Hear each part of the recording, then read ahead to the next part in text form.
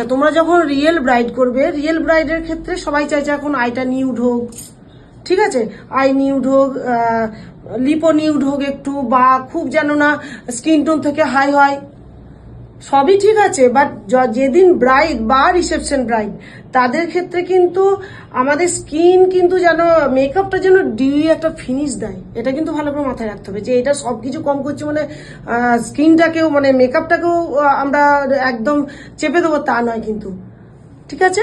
মেকআপটা থাকবে dewy, but skin I করো তোমার নিউড, একদম লিপ নিউড করো। তবে ম্যাম বলতে চাইছি যে চোখটা আর ঠোঁটটার ক্ষেত্রে মানে দুটোই নিউড করলে হয় না? না, একদমই না। আইটা তোমার যদি খুব গর্জিয়াস হয়, সেখানে কিন্তু মানে লিপটা একেবারে নিউড হবে, ঠিক আছে। আবার লিপ যদি গর্জিয়াস হয় মানে বেশ টকটকে, তখন কিন্তু আইটা একবারে চেপে নিতে হবে।